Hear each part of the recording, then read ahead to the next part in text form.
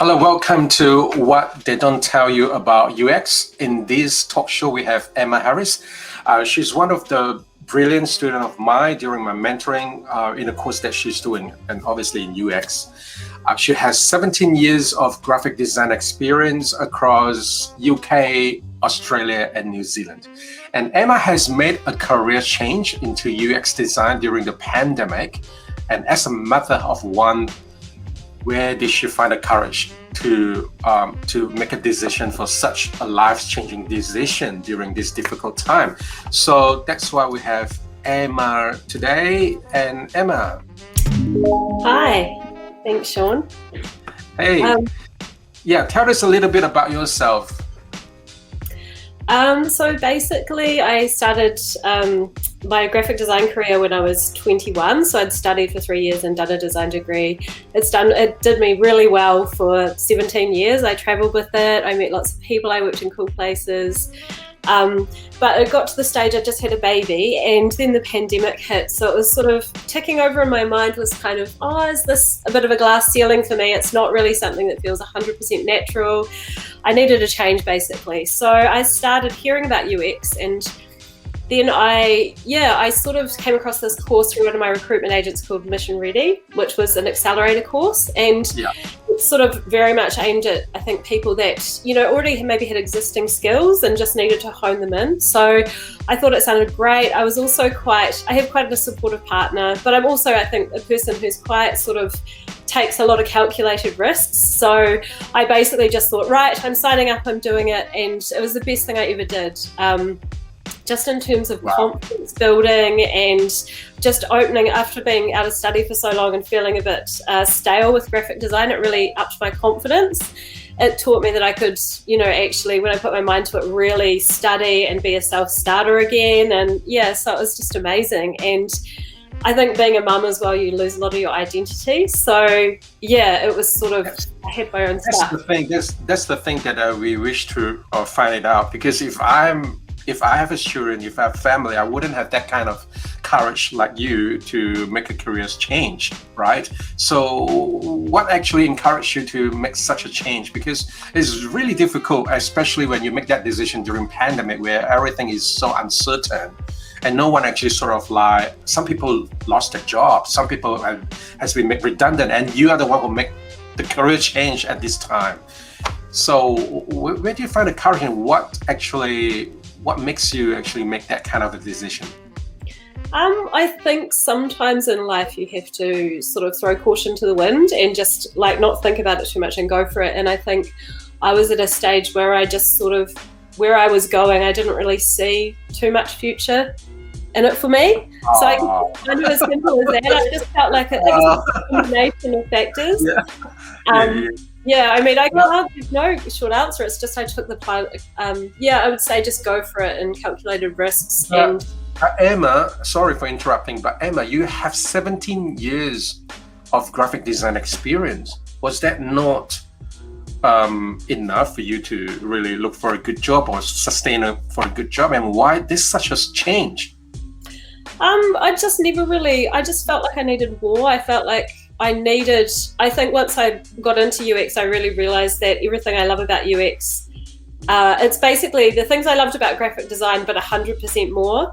And I also feel like one of the things I would say about UX, which was a real surprise, was I think I'd always sort of felt with graphic design that it's very much for a young people's game and you're kind of got to be on trend and stuff. But I actually feel like with UX, it's actually a career which, if you're a little bit longer in the tooth, you have more to offer, because it's very much about understanding people and loving people and understanding subtle nuances and dynamics and reading between the lines.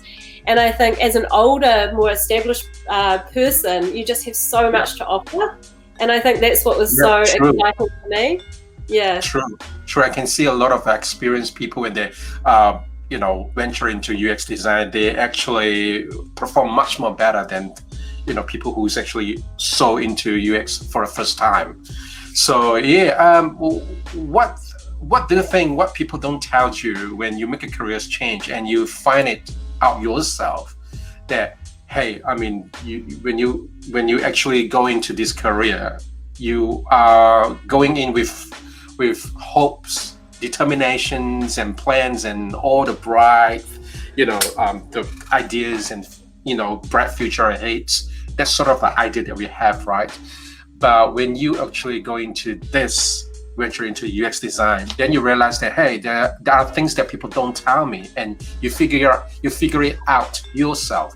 What are they, and what do you want to tell to the people who actually make a life-changing decision like you? I feel with UX, it's very much about like, you can't just, it's not book smart stuff. Like, it's very much about intuition.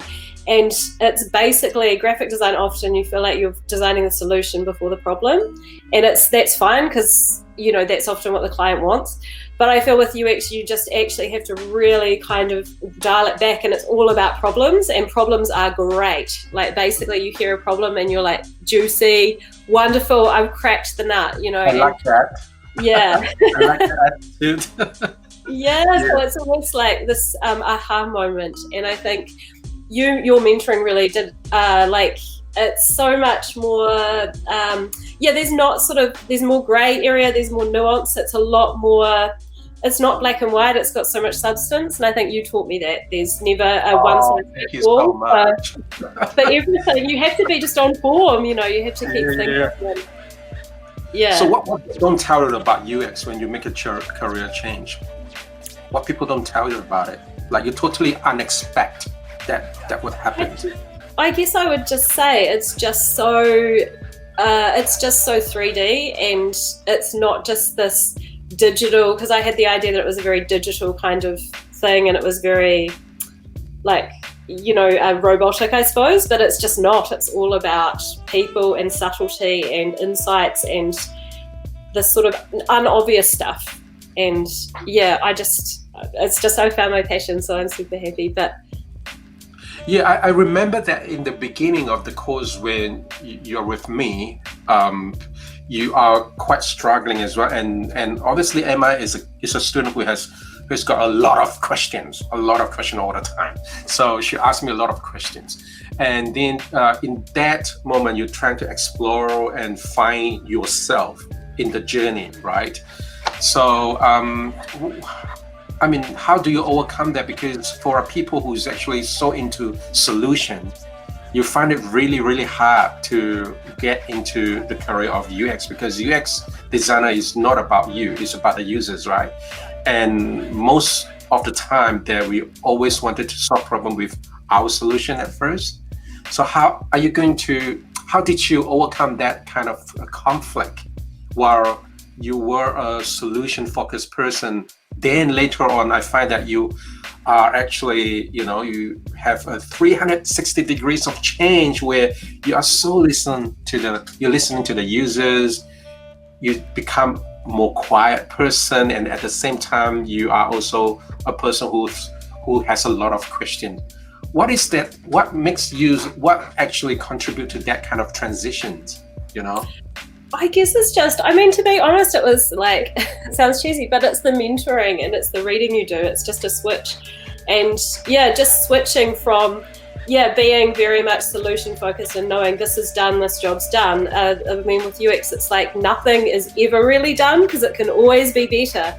And I think that's also like a huge learning curve, is like you talk to the user, there's so many iterations, but you're never going to have a perfect product. And so it's just a completely different mindset, but in the most wonderful way, because it's a constant problem that you're constantly that keeps evolving. So I think that's, I guess I can't answer that fully except to say, I just guess it's, you've got to be curious and active and keep learning, and like talking to other UX designers or, more experienced people. And it's just such a continual process of learning and listening and not assuming, which is also a big change for me, because I was a very much an assumptions kind of person. So those are the most important things. But it's wonderful. It's just very people based, and so I just loved it. Yeah. So what do you mean is that people actually don't tell you that what UX is about? You totally have no idea of what is it. So what is UX design for you in the beginning? I guess I sort of saw it as an extension of digital design. Yeah, like UI, I suppose, like a lot of UI, and it was my expectation, and I'd heard that there was psychology involved and stuff, but I was sort of, I mean, to be honest, I just had such strange, like very robotic, I guess, way of looking at what it was, and now I just understand it so much more.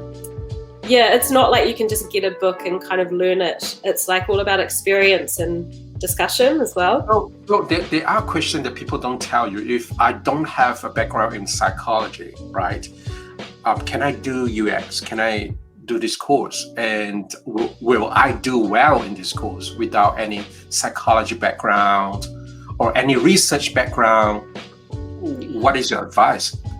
I just think if you're a person who loves people and, well, not necessarily, but has a real curiosity for people, I think that this is the thing for you. And if you don't have UI experience, or like, as long as you're a self-starter in any areas you don't know, you're very proactive about learning and, you know, like getting out there, I think it is, yeah, like it's possible. You just have to be really a people person, I think, and have that empathy and have that openness and curiosity about people. Okay, so what are you going to advise to these people where they want to make a career change? Where do they actually start? Do they actually look for any courses or any boot camp, or where do they actually get started if they really want to learn more about UX? What are the options out there?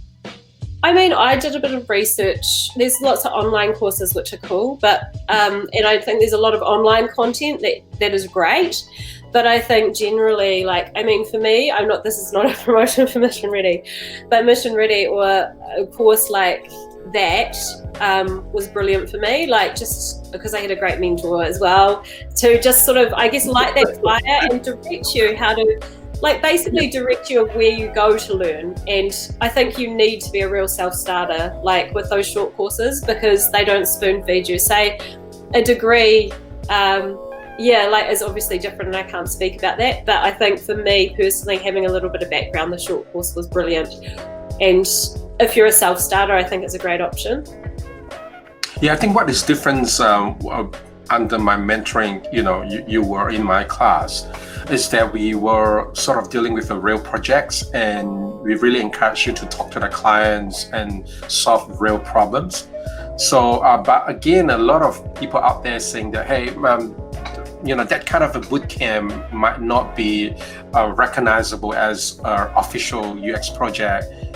What do you think about that?